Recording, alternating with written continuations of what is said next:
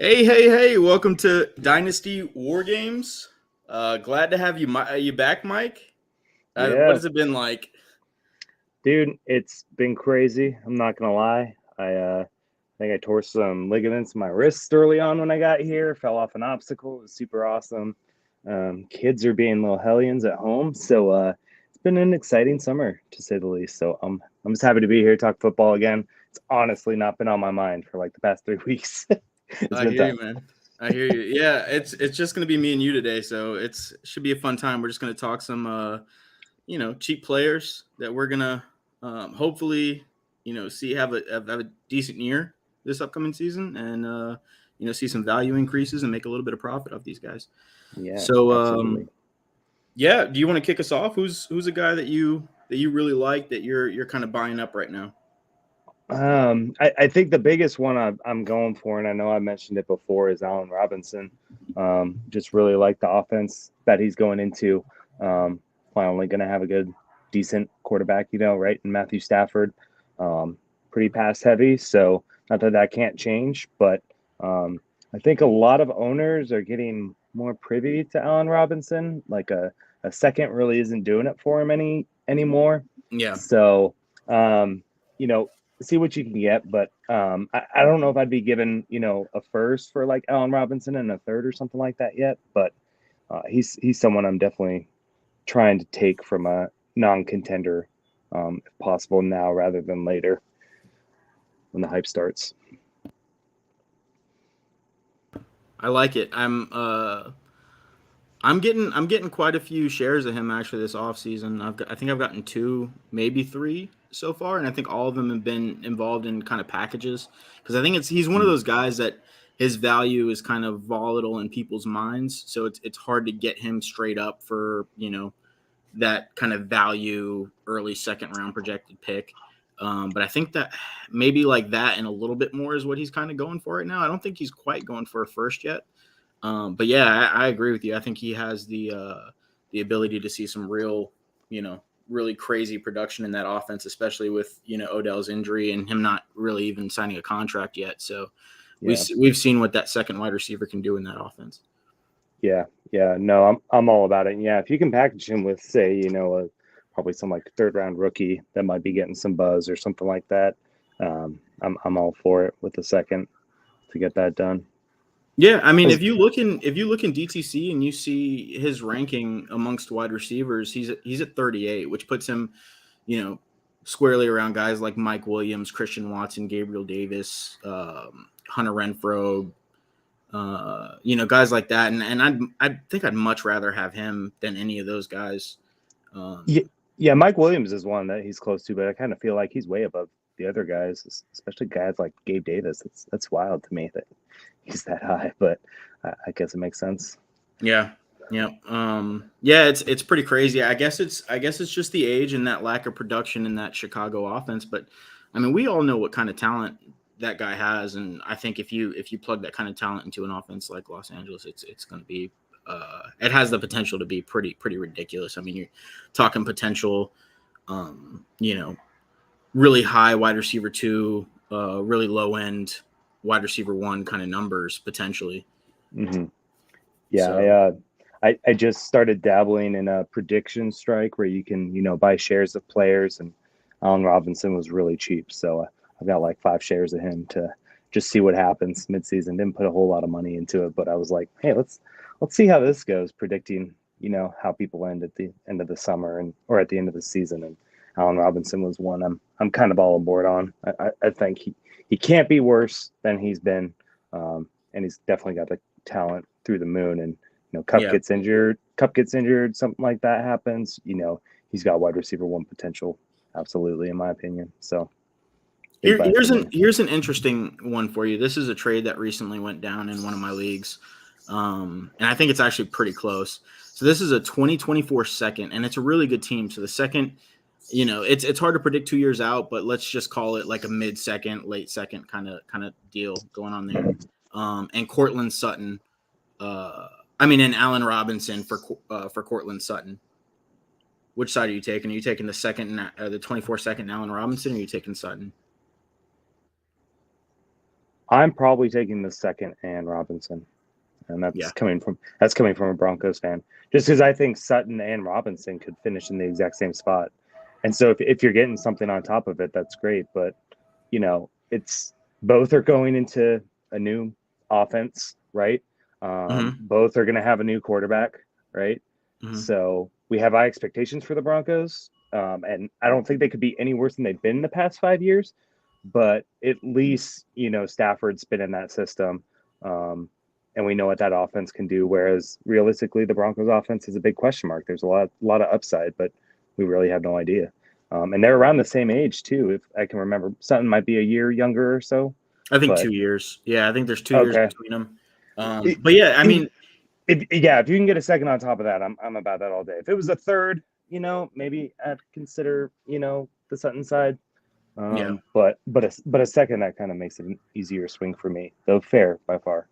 Yeah, So I mean, just kind of echoing what you were saying. I mean, that's the reason it was so intriguing to me, is because I think the players are so similar, bar the 2 years, that Sutton has kind of over era. But yeah, they're just going into offenses that are potentially going to be high scoring offenses. I mean, I would bet money on the Broncos offense. I mean, it's set up.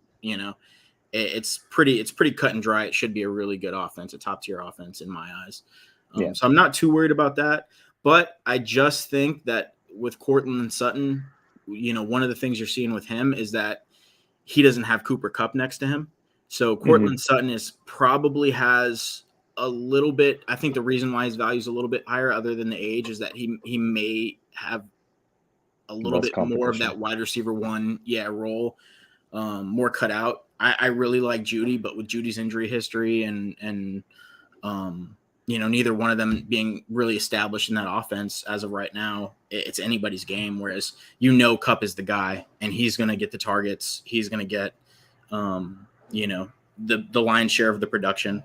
So it should be interesting there. I think there's plenty to go around in both scenarios, but yeah, I kind of lean with you. I think I'd rather have the second and Allen Robinson, but it's pretty close. Yeah. If I move that to a 23 second, does that change anything for you? I mean, then I'm all aboard the Robinson side. Yeah, it's like, oh yeah. For some reason, I was thinking you were going Sutton for a second. No. Yeah, okay. Yeah, no, I'm still Robinson side. I feel like just the value there is really good. Yeah, so. I hear you. Okay, so one guy that I wanted to talk a little bit about, I've been talking him up a little bit in the Patreon chat. Everybody knows that I thought this guy's value was extraordinarily low for what you were kind of getting as an NFL talent, and that's Kadarius Toney. I mean, just when we saw him on the field, the injury history speaks for itself. It is a concern. It's a massive concern. He's got to find a way to stay on the field, whether that's taking less contact, because he does take a lot of unnecessary contact. If he can find the perimeter more often and get out of bounds, that would be fantastic. There's too many times where he's like catching the ball and he's right there on the sideline, but he's inviting contact. I don't know if it's some kind of complex he has or something, but he's inviting contact rather than stepping out of bounds, and it drives me crazy. But save your body, Tony. But yeah, I mean, 11th in yards per route run last year. At 2.14, which is even higher than guys like Tyreek Hill. He was 13th in forced missed tackles. And the reason that is like mind-boggling to me, he's 13th in forced missed tackles and 112th in passing snap percentage. Wow. I mean, passing snaps overall, not percentage, sorry. Yeah. So, yeah, I mean, it's insane. And then he's 10th in yak per reception at 6 yards. So, I mean, all of the numbers when he's on the field, they're pretty incredible. And you see the talent. Like, it's not like this guy is just getting a bunch of production because they're force feeding him the ball. It's one of those things where he just pops off the screen, but he's got to stay on the field. And I think if he does, he's a, really, really good candidate to see a huge value increase, because he's just that highlight reel kind of player too. Yeah, as long as he stays healthy, I honestly don't think he can go anywhere but up. Because that was in, what's his name? Jason Garrett. That was in Jason Garrett offense, right? So the worst coaching staff in the NFL, period. Joe Judge, Jason Garrett. Yeah. Terrible. so if he's healthy, I can only imagine Dable can get the best out of Tony. I know some Sterling Shepard, rumblings are coming up too, of being low value, which I think he's obviously worth a lot less than Tony. So, Yeah.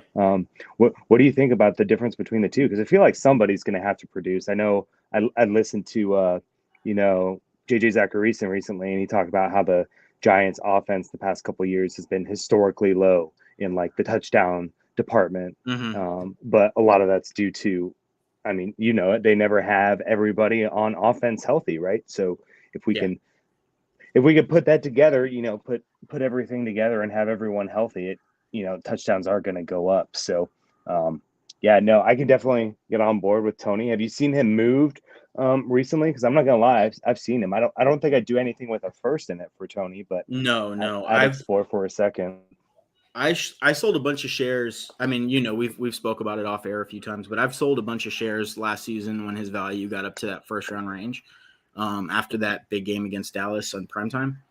And since then, I've been slowly waiting for his value to come back down a little bit because of the injuries and everything, and trying to acquire a little bit more shares, get back to that 35% share value that I started out with, and I got him in two places this offseason for late seconds. Okay, late 2022 seconds or one late 22, one late 22 second. No, both of them were 22 seconds. I think one was 211 or 210, and then one was 208. Wow, that's great. Yeah, that's like where he was going last year, and I feel like exactly most of the time, and I feel like he could still go up from there. So that's awesome. And one of the other things that kind of excites me is now that Mike Kafka's the offensive coordinator there, and you have Dayball going in there. Last year, they were the lowest. The Giants were the lowest in move offense. Like they didn't scheme anything. Nobody was moving around the offense. Everybody was just standing still and running their routes. And this year they're gonna move a lot more with Kafka in there. I mean, it's the Bills and the Chiefs offense merged, basically, is what they're saying this is gonna be. The wide receivers all had interviews with Giants.com, and I listened to 2 or 3 of the wide receivers talk, and Kadarius Toney was one of them, and he said that one of the things that he was excited about, not only that, but that they were gonna go back to what he was doing a little bit more in for Florida, where he was getting not just option routes, but also a little bit more leeway in how he wanted to run routes. So they were just saying, just win, like, yeah, this is your route, but if you want to change a little bit on the route and you can win that way, just win, because that's all that matters. So I think with an athlete like Kadarius Toney, I think that's a big deal for him. So just getting back to letting his talent speak and letting him get the ball in his hand and do damage. Nice. Yeah, no, totally agree. All right, who's your next guy? I'm gonna go with Austin Hooper here for tight end for Tennessee. All right, newly signed. And I do this kind of strictly from a volume standpoint. Burks is out of camp right now with his asthma issues. So it's Robert Woods coming off into an ACL, right? You got Derrick Henry there, but I just feel like who's gonna catch the ball for Tennessee, and they'll be run heavy, but especially with if nobody's threatening on the outside like a Burks or a Woods, I think Henry's going to see a lot of stacked boxes. So I think that could definitely open things up for Hooper. And when he was with Atlanta, like, he obviously got the big deal from the Browns for a reason. I don't know why the Browns signed Hooper, to be honest, considering they just like to run the ball instead of passing it. So I feel like, I don't know. I haven't gotten a lot yet because I'm pretty set at tight end in a lot of leagues, to be honest. But starting tonight, I'm definitely going to start scrolling through and see, third, fourth round pick range if I can get Hooper, because there's been a lot of stuff out of camp saying he and Tannehill have a pretty good connection going, and that makes sense considering there's no one else there catching the ball right now in camp. So it's good for them to have that together, because Tannehill is going to be fighting for his job too, right? To keep Malik off him. So if he's got to rely on Hooper to do that, I'm all for it. What do you think about Hooper? Yeah, Hooper is going to be an interesting one. I mean, he's basically free, right? Like, Yeah, I mean, yeah, you get any kind of decent capital deal done, you're talking about any players in the second round range or picks in the second round range. He's a guy you can just say, throw in Hooper, let's get the deal done. And I think most people are doing it. yeah. He's 27 years old. I think he's going around, ADP probably somewhere around tight end 32, 33 or something like that. Yeah. It's I think he's an easy bet. I think he's an easy bet. If you're a competitor and you don't want to spend a lot of money or a lot of value on a guy that could see, maybe even tight end one production, you never know with a guy like Austin Hooper. I mean, it wasn't that long ago that he was in that Atlanta offense and he was doing some really special things there. I think it's just about how the offense is going to treat him. If they're going to really try to get him the ball, and in Tennessee with a lot of the trouble, that you mentioned they're having at wide receiver and everything. I don't see why it's not a possibility for him to be a mainstay in that offense. Yeah. I think I'm just chasing the volume here, right? The offense could sputter because of the issues they have, right? So it's kind of a double-edged sword. But I think Henry will always keep the offensive train moving, so to speak. But like, I don't know how you feel about it, but I would trust someone like Hooper over, say Irv Smith coming off an ACL, who's got to fight for targets from, Justin Jefferson and Adam Thielen and, Dalvin Cook coming out of the backfield as well. And I'm sure their ADP is way far apart, and people are a lot higher on Irv Smith to kind of finally have his breakout, even though he's never done it, right? Yeah, I mean, I'd much rather be, getting Austin Hooper as a throw-in or offering, what may be a competitor's third or a competitor's fourth. I don't even think it would take a third. I think you could probably get him on a fourth round pick. Yeah. For a lot of teams.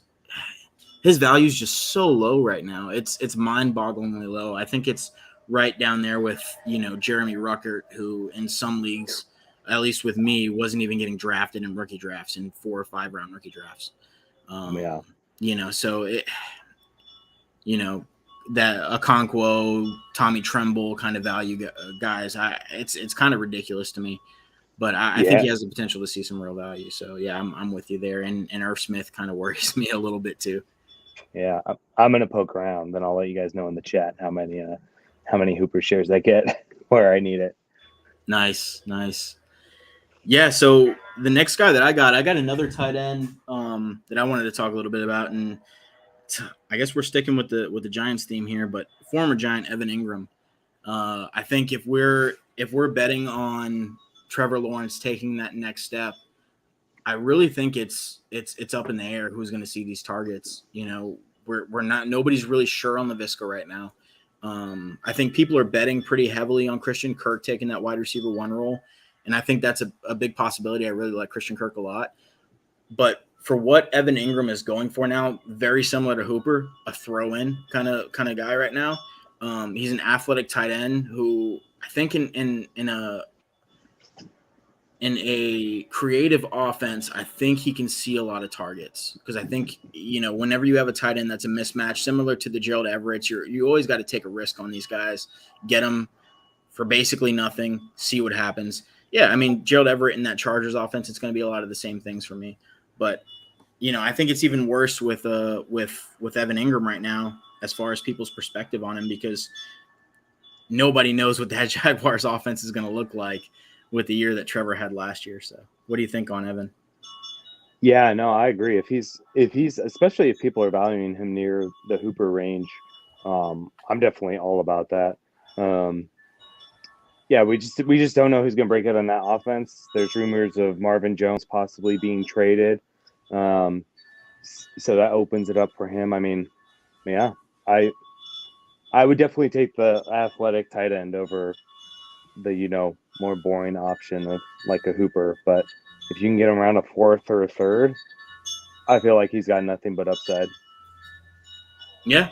Yep, I'm the same way. It's kind of crazy to think that Austin Hooper and Evan Ingram are the same age too. They're both at that 27-year marker right now. So, if they're not going to do it now, then they probably never will. But Yeah. I'd put money on them seeing at least decent production to outlive their value right now. Yeah.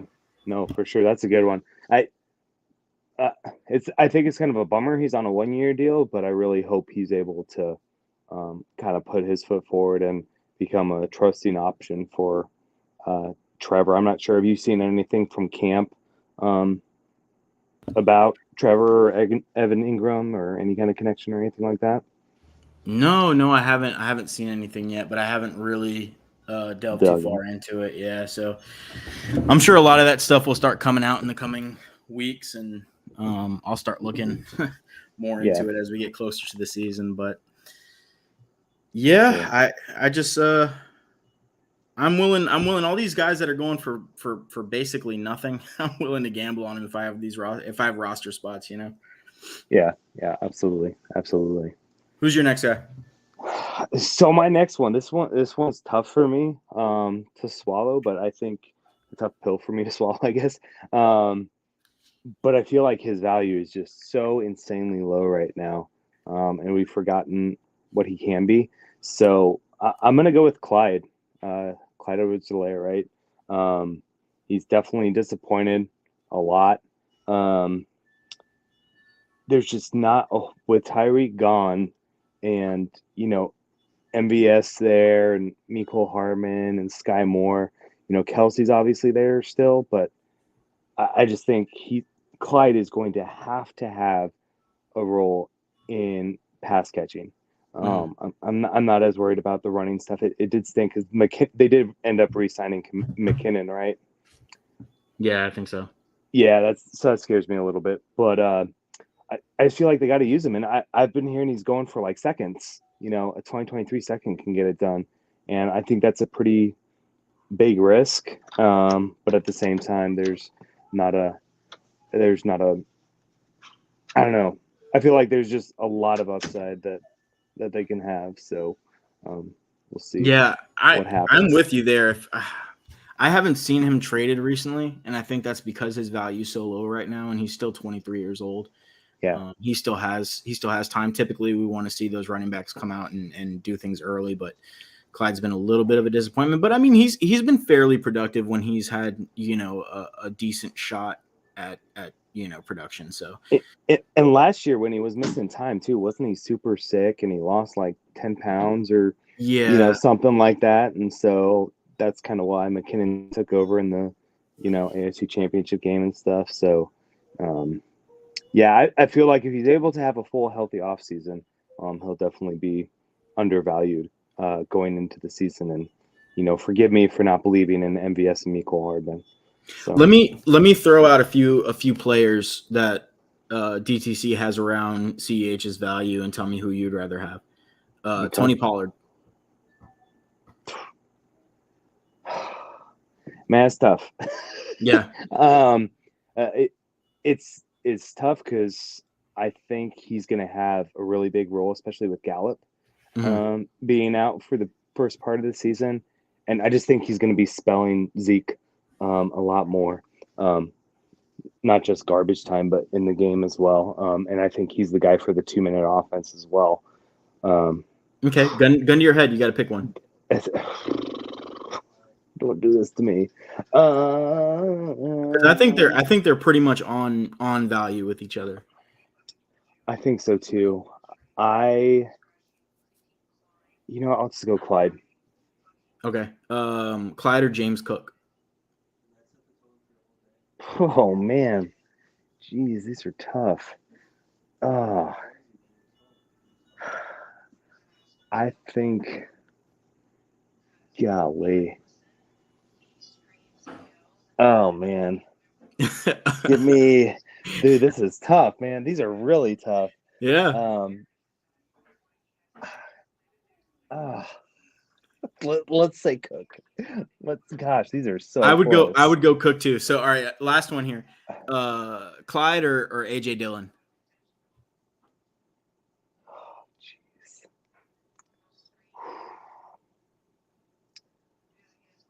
I'm gonna say Dillon. Especially I'm just trying to the prove Dynasty side. I'm just trying to prove a point here. I don't think you like Clyde as much as you think you like Clyde. I know. You are proving that point. You are proving that. If you There can are get a lot of good. Clyde for a second, I think you do it, right? I think if Yeah. you can get any of those guys for a second, I think you do it. I just don't. Maybe people are doing that right now. I haven't seen it. Maybe I'm just saying I wouldn't trade a running back for Clyde.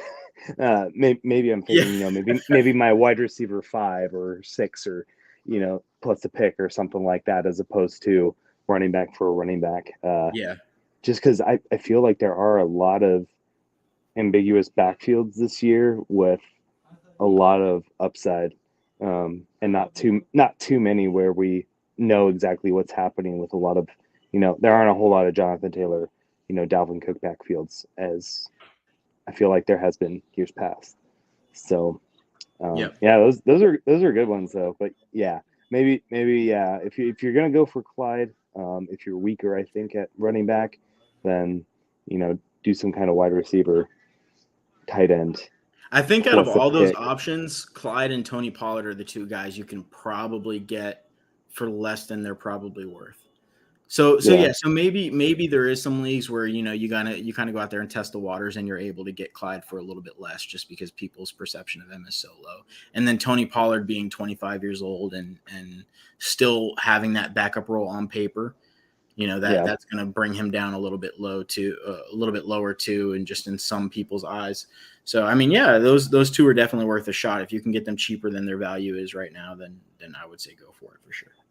I mean, just because you're talking about those guys, and a lot of those guys could be the two, right? Because Singletary's still there, Aaron Jones obviously still there, and Zeke's Yeah, still there. So I feel like Clyde definitely has the chance of more upside, right? for sure. Because he can be the one there, right? Yeah. In an offense that everybody wants to love, right? So, yeah, boy, that's interesting though. Yeah, I guess I don't love him as much as I thought I did, but if the price is right, then I'll do it. So the next one I wanted to talk about, this one's interesting. So Deshaun Watson.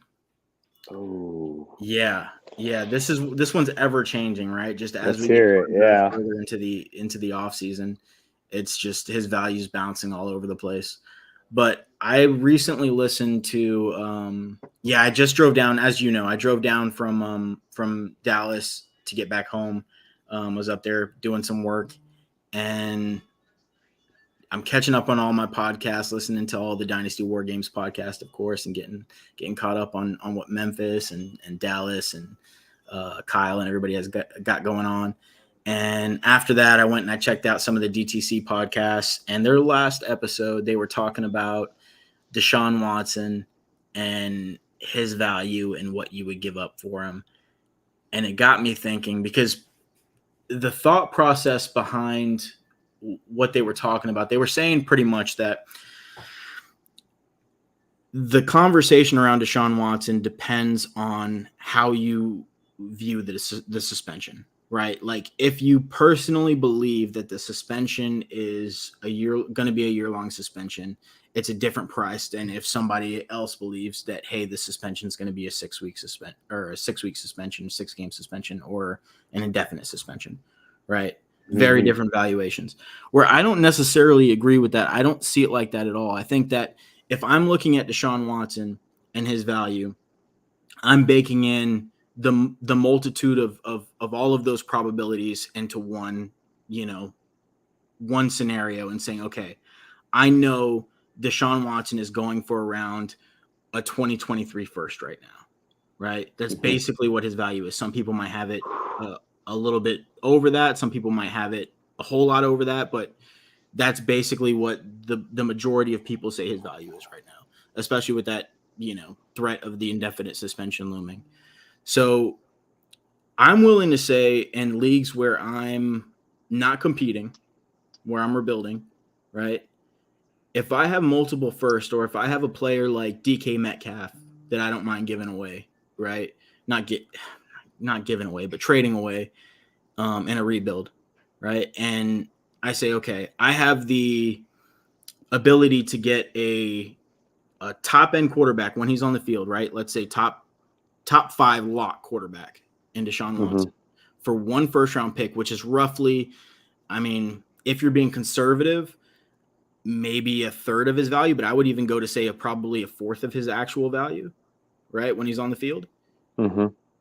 I'm going to do that, not necessarily in all of my leagues, but I'm going to do it in about, let's say, 35, 40% of my leagues. And if I lose a first, that's the cost of doing business. Yeah. Right? Like if he gets that indefinite suspension, that's fine. I don't care if I think it's going to be a 6-week suspension, a month suspension, indefinite suspension. I know there's a lot of risk going into it, right? But I'm going to do it anyways because the you know, the payout for it is incredible. Yeah. You know? Yeah, for sure. The gamble is huge, and definitely I'm glad you clarified, because from a rebuilding standpoint, totally get it. I have him on a couple contenders right now, like heavy contenders, and I'm holding because I feel like I can't get enough for him. You know, trying to get either trying to add to him to get an upper tier quarterback, or to, you know, get a lower tier quarterback plus a pick for him. I don't think I could give him up for just a random first, unless I know it's going to be, you know, top 6 or something like that. But even then, just that I don't want to get into the politics and the what if, but I feel like the hammer is just going to come down where we are in today's world. And like, you know, Memphis talked about, right, you know, the pitcher, it was Trevor Bauer or something like that for the Dodgers, that like all of his stuff was thrown out, right? And he was just straight up suspended for a year by the MLB. So you can only imagine if, you know, these last 4 cases, right? He's still got 4 that haven't been settled. If they end up going to court and stuff, like, it just scares the heck out of me, man. Just scares the heck out of me. Yeah, I guess I view it a little bit more. I guess I'm just not as scared of it as some people are, because if I'm paying up a 23 first for him, right?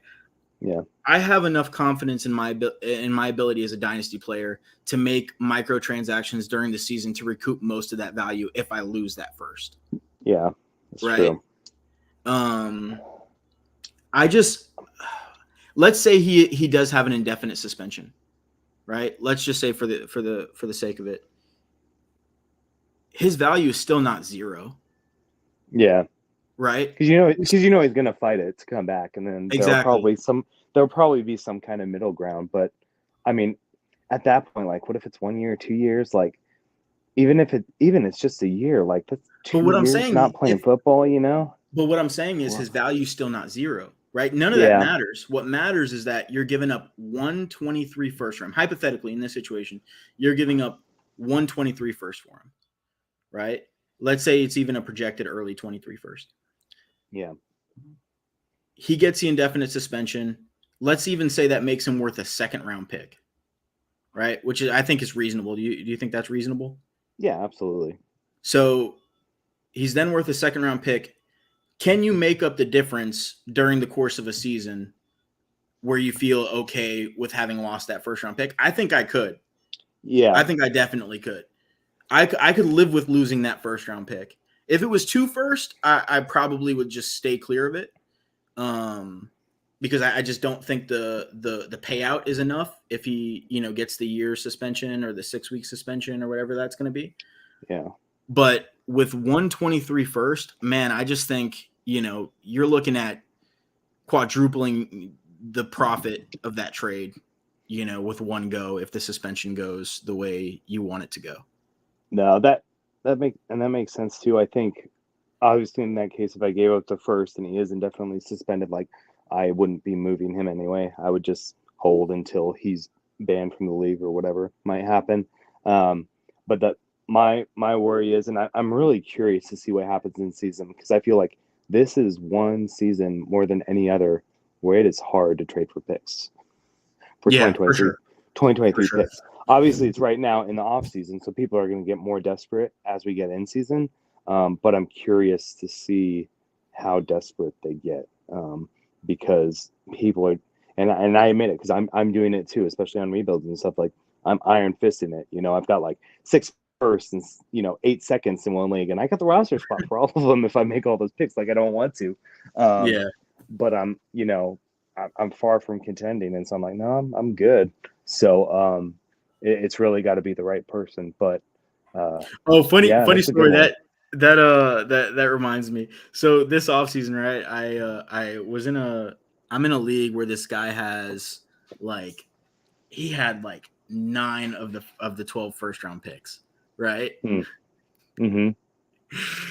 And what this guy did not think about was that his team was very young. It was a rebuild, but he did a phenomenal job rebuilding it. But our roster spots are very limited. Oh no. And he couldn't make the picks. And everybody knew he couldn't make the picks. And so he's trying to trade during the draft, and everybody's like, no.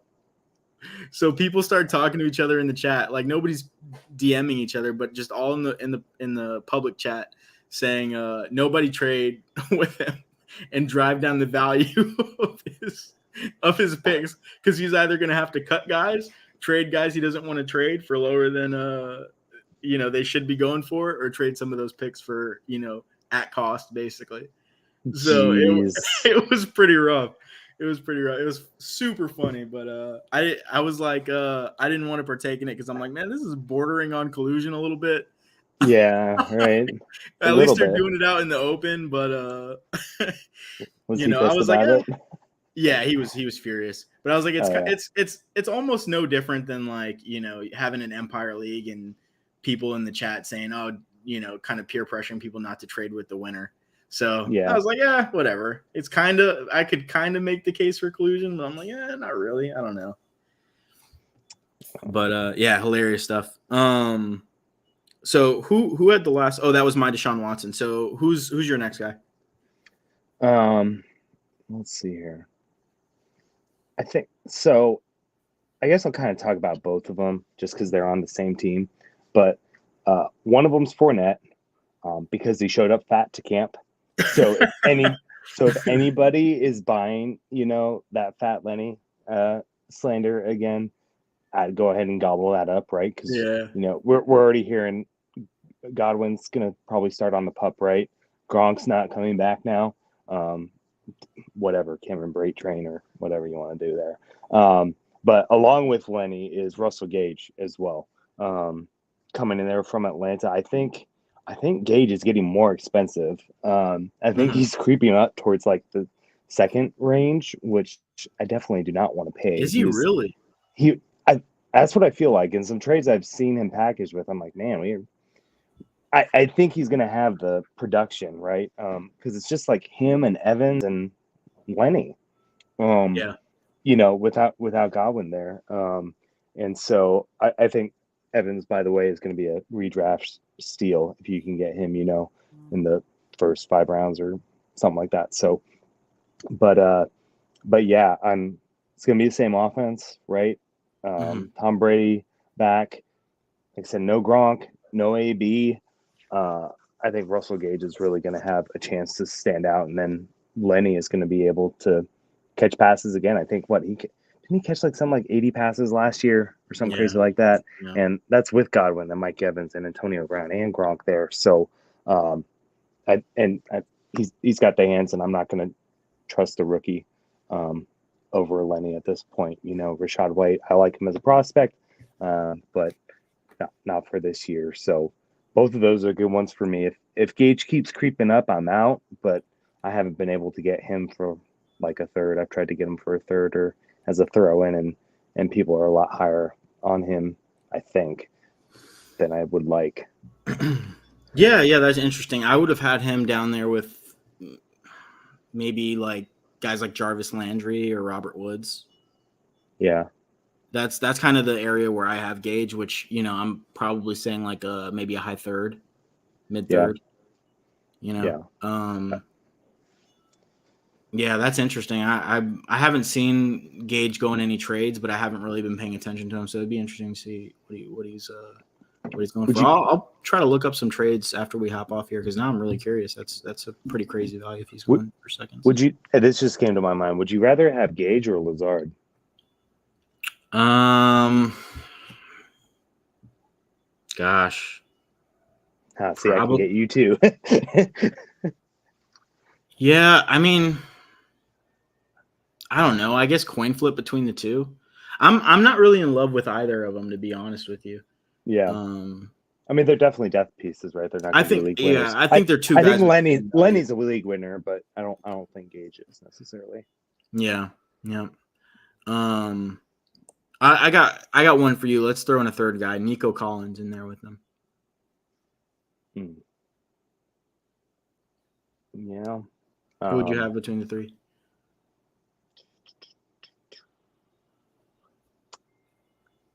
Man, it's kind of weird. I kind of want to say Lazard. Yeah. If I'm like full on competing, going for it. If I'm, younger team, middle of the pack, I'd totally go Nico. Yeah. Yeah, Lazard could be a really good sleeper this year. Maybe I just haven't thought about it too much, and that's why I haven't really. Maybe I'm too low on him because I really like the prospects of Christian Watson, and if I'm that high on the prospects of Christian Watson, why not Allen Lazard as a back end wide receiver too? Not that matters a whole lot, because it's not going to be an indefinite situation. I think the Packers are eventually going to have to bring in better talent at wide receiver. But yeah, if you're going on a championship run, that could help you if you're getting a guy like that for a late third or something. Absolutely, yeah. I like him. Let's see. Yeah, that's a good one. So Carson Wentz is the guy I want to talk about. Hold on, let me get a trash can. So Carson Wentz, hear me out here. All right. Carson Wentz is going right now. He's valued at around quarterback 29. That seems absolutely insane to me. Wow. Quarterback 29. That puts him behind Desmond Ridder. What? Yeah. Holy smokes. Wow. And no one's bigger on Ridder than you, so yeah. Take Wentz for Ridder? I would, in a heartbeat. In a heartbeat. I take Wentz over Ridder. I take Wentz over Malik Willis. I take him over Matt Ryan. I'd take him over Jared Goff. I'd probably even take him over Davis Mills. These are all guys that are ahead of him. Yeah. Matt Ryan, I think, is an interesting one. Matt Ryan's 37. Yeah, I got it. Yeah, I do. I just like the offense. And I like the pieces that he has to throw to. Does the Terry McLaurin holdout worry you at all right now? Not even a little bit, to be honest with you. I think they'll get that figured out. I have no doubts about that. I just really want him to get good rapport with Wentz. I need it. My McLaurin shares need it. McLaurin's looked good with anyone. Anyone and everyone that's been in that offense at quarterback. So, I mean, Carson Wentz is a significant upgrade over anybody they've had in that offense the last few years, in my opinion. Maybe I'm higher on Carson Wentz than a lot of other people are. I think he's a solid quarterback. Like, I think he's a solid QB 15 kind of quarterback. Like, locked in for me. Yeah. I don't see there. I just don't see any situation where if he stays healthy, he loses his job or something like that. Like, even if they're losing, though, you don't think they're gonna throw? They have Howell, right? You don't think they're gonna throw him out there? They waited until the 5th round to take Howell. They don't think very highly of him. Like when we think of these prospects, I mean, Carson Wentz would have to really, really struggle for them to throw Sam Howell out. If they had taken, Desmond Ridder in the 2nd round or the 3rd round even, the early 3rd, then I might be a little more cautious. But I mean, they had 5 chances to take Howell, and they waited until their 5th shot to take him. I mean, that says a lot for a quarterback. Yeah. Right? So they basically view him a notch above an undrafted free agent. Yeah. No, that's true. I'm looking at their schedule right now because I was curious to see who they had and how their season could start, to see at what point, to project maybe if they would pull Wentz. But he's got a lot of games where I think they've got a chance to pull it out. So because he starts against the Panthers, Chiefs, and Ravens probably won't go too well, but then he's got the Jags and the Lions, and the Eagles and Cowboys, then the Titans and the Bears. I think half of those games are winnable. So Yeah. if he's able to pull it out, I just if we get You halfway through the season and they only got 2 wins though, that's when I think they might start looking at another at maybe putting Hal in there for a game or two. Yeah. I mean, I think he was better with the Colts than people are giving him credit for, just because the end of the season went so poorly and the Colts didn't meet the expectation of their season, right? Yeah, they definitely should have been a playoff team and they weren't, right? So yeah. So I think that plays a lot into the narrative. But as far as breaking down the actual quarterback play in Indianapolis, it was not bad last season. Which is what it's not like QB 29 bad. Him and Jameis are the same price right now. And I like Jameis, but like that's nonsense. Yeah, and I'm looking at his 2021 finish, right? So I've got him here as QB 14. 27 touchdowns and 7 interceptions is not bad.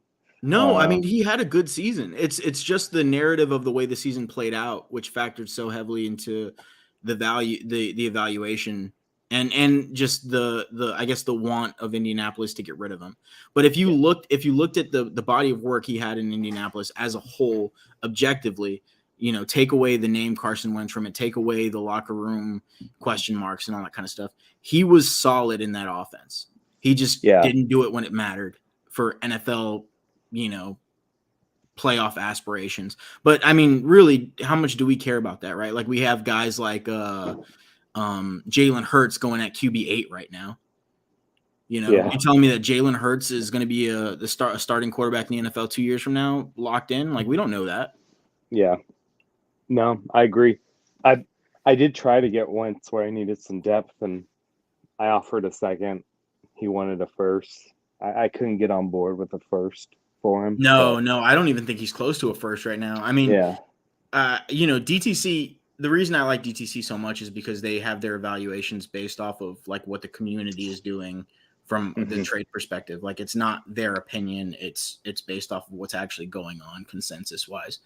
And Carson Wentz is sitting at a 9.8 right now, which, a 23 first right now, a mid 23 first is 24. 20 something. Yeah. So he's not even going for half of a 23 first right now. Yeah. I mean, it's pretty crazy. It's pretty crazy in my opinion. I don't see it. Yeah. I think it's a big mistake on the Dynasty community's part. Yeah, no, I agree. Have you seen him moved anywhere recently? Yes, actually, I'd have to look it up. I should have pulled that up. I did see him move one place. I'm trying to think if I've seen him moved anywhere either, but yeah, I've definitely tried to get him going, but or tried to get him in a couple spots, but just people were asking too much for him. But he definitely, to be honest, right? He's got this think of the whole locker room stuff and third team in 3 years and tough to work with or whatever the case might be. And I don't buy that because he's just proven he's got legs. He's got 200 yards rushing a year, most years, a couple touchdowns on the ground too. So, yeah. And who knows with that offense, right? With Terry and Dotson and, now Gibson and Robinson, it could be interesting. And shootouts in that division probably are going to be happening pretty often. Yeah, it'll be interesting to see how it plays out. But I am going to actually try to acquire a few shares in the coming days, and I'll definitely next week have an update on how that went exactly. But if I can get shares for QB 29 value, like I'm doing it. I'm doing it all day. All right. Yeah, me too. So that's my homework assignment. I gotta get some Hooper. I gotta get some Wentz and kick the tires on Clyde maybe, but probably not. Yeah. Let's see. Do you want to do one more, or you want to call it a day? I think I'm good there. Those are the big ones for me. Unless you got anyone else that Nope. I'm good to screaming go. at you. That was the last one I wanted to talk about. So yeah, this was a fun show. I think I got a few assignments to turn in. I'm gonna try to get more Kadarius Toney if I can, get more Carson Wentz on some of my contenders, and maybe even some rebuilds actually. Because if his value, I think his value will go up during the season. If I can get him for what they're saying he's going for now, which is always easier said than done. But I think he's an easy profit if that's the case. So I'm gonna go ahead and do that and try to get a few of these cheap tight ends too. We'll see what we can make of it. Yeah, let's do it and let's report back. And if it's in a DWZ league, send it now before this pod drops. Yeah, sure thing. I think Memphis is going to put it out like as soon as we're done here. So, damn. All right, Mike. Well, I appreciate you coming on, man. Continue on with your Army games and have fun in the field. I will try my best. Maybe I'll paint my face up next time. I'll put the camo face paint on that we do in the field and freak out Mike Kinney in the chat here. Yeah. All right. Well, this is Dynasty War Games. Thanks for joining us. See you next week. See ya. Later.